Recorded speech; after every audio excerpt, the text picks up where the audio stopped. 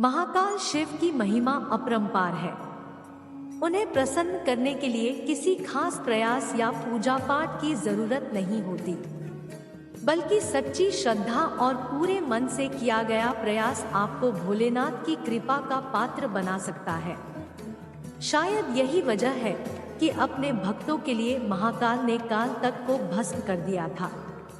ऐसी ही एक कथा मिलती है हमारे धार्मिक ग्रंथों में, जिसे हम आपके साथ शेयर कर रहे हैं।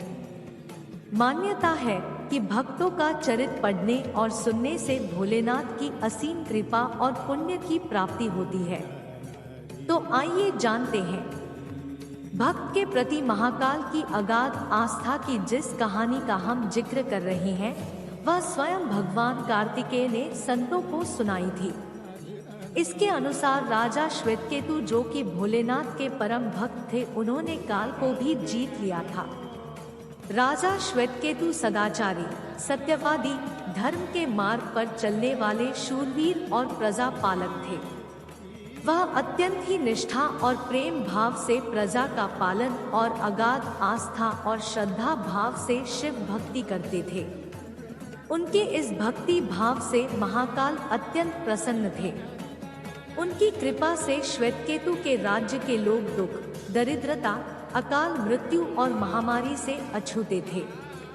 एक दिन जब राजा श्वेतकेतु का जीवन काल समाप्त होने को था और वह भोलेनाथ की आराधना में लीन थे, तब चित्रगुप्त ने यमराज से कहा कि राजा श्वेतकेतु की आयु अब पूरी हो चुकी है, अब उनके प्राण हरने का समय है।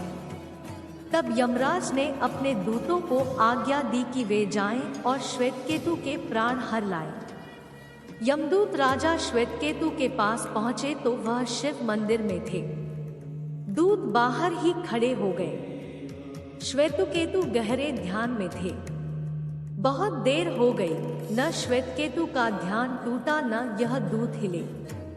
दूत बिना अपना काम किए खड़े रहे। जब वे वापस नहीं पहुंचे तो यमराज ने विलंब होते देखा तो कालदंड संभाला और खुद चल पड़े। दूतों के आने में देरी होने के चलते यमराज स्वयं ही राजा श्वेतकेतु के प्राण हरने पहुंचे, लेकिन वहां उन्होंने देखा कि वह तो महादेव की साधना में लीन है। अब तो वह सोच में पड़ गए कि इसके प्राण कैसे हरे। उन्होंने सोचा कि यह अभी पूरी तरह शिव पूजा में डूबा है। इस स्थिति में शिव पूजा का उल्लंघन नहीं किया जा सकता। तब वह भी बाहर ही खड़े हो गए। उधर जैसे ही काल को इसकी सूचना मिली तो उन्होंने तलवार निकाली और शिव मंदिर में जा घुसे।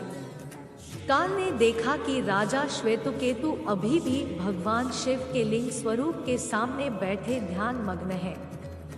वह झपट कर आगे बढ़ा और जैसे ही उसने राजा श्वेतकेतु का सिर काटने के लिए तलवार उठाई, शिव ने अपना तीसरा नेत्र खोलकर काल की ओर देखा। भोलेनाथ का तीसरा नेत्र खुलते ही काल वही राजा श्वेतकेतु के सामने जलकर भस्म हो गया। थोड़ी देर बाद जब राजा श्वेतकेतु का ध्यान टूटा, उन्होंने अपनी आंखें खोली तो राख में बदल चुके काल को देखा। उन्हें चिंता हुई कि यह कौन है और क्या है। श्वेतकेतु ने भगवान शिव से पूछा, है भोलेनाथ, ये किसकी राख है? इसे किसने और क्यों जलाया? तब भोलेनाथ ने बताया कि यह काल था जो कि तुम्हारे प्राण हरने आया था। राजा श्वेतकेतु ने कहा कि हे महाकाल, यह तो आपकी ही आज्ञा से तीनों लोक में विचरता है, लोक को नियंत्रण में रखता है। किसी के भय से तो लोग पुण्य कार्य करते हैं। आप इन्हें अतिशीघ्र जीवन दान दे दे। शिवजी की कृपा से काल जी उठा और उसने उठते ही श्वेतकेतु को अपने गले से लगाकर बोला, राजा, तुम जैसा तो तीनों लोकों में कोई नहीं है। तुमने तो अजय काल को भी जीत लिया।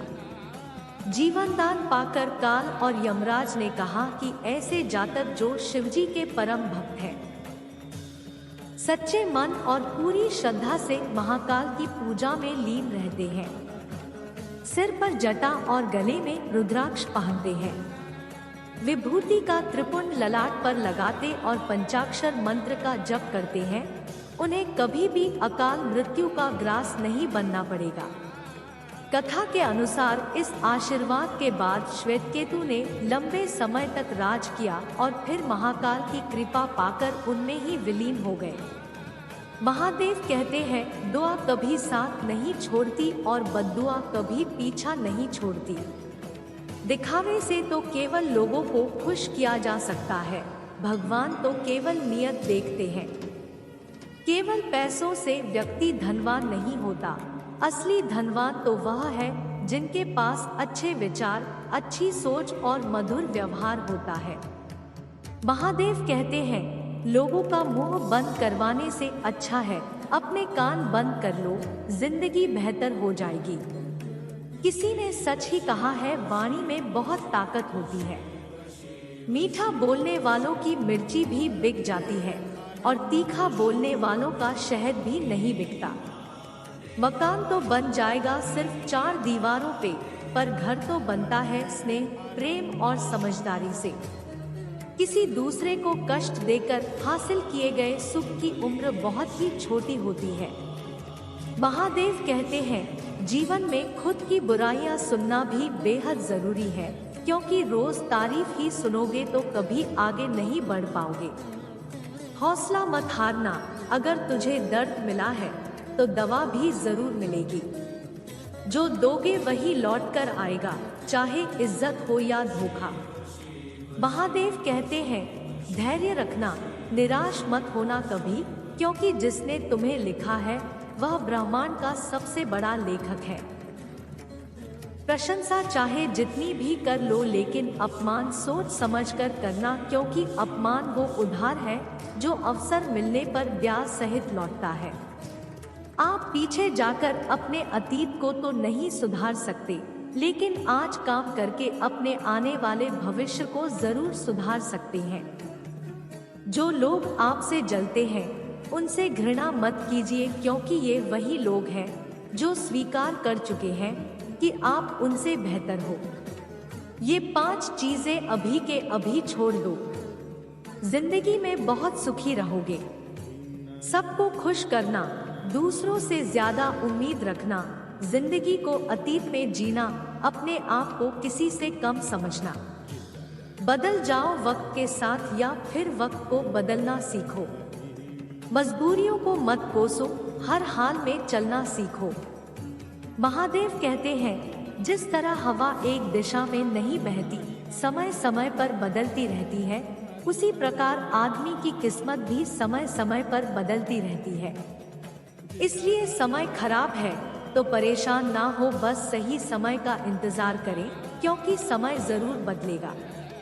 जितना इंतजार वह आपसे करवा रहा है, समय आने पर वह इतना देगा कि तुम संभाल नहीं पाओगे। अपनी जिंदगी से कभी नाराज मत हो, क्योंकि कई ऐसे लोग हैं जो आपके जैसे जिंदगी जीने का सपना देखते हैं। किसी भी असफल व्यक्ति से पूछोगे तुम सफल क्यों नहीं हो, वह 2 कारण देगा। एक, मेरी किस्मत खराब थी, और दूसरा, मेरे पास समय नहीं था। महादेव कहते हैं, कोई भरोसा तोड़े तो उसे धन्यवाद कहना, क्योंकि ये वही लोग होते हैं जो हमें सिखाते हैं कि भरोसा सोच समझकर ही करना चाहिए। अपने आप पर विश्वास करो, तुम्हारे अंदर कुछ ऐसा है जो हर वादे से बड़ा है। कभी कभी समय के परिवर्तन से मित्र भी शत्रु बन जाते हैं और शत्रु भी मित्र, क्योंकि स्वार्थ बहुत ही बड़ा बलवान है। महादेव कहते हैं, चंदन का पेड़ पूरे संसार में अपने सुगंध के लिए जाना जाता है, पर यही संसार अक्सर भूल जाता है कि उस चंदन के वृक्ष पर संसार के सबसे जहरीले सांप होते हैं। इसलिए बाहर से अत्यंत मीठा बोलने वाला व्यक्ति अंदर ही अंदर शत्रुता का भाव भी रखता है। हर हर महादेव।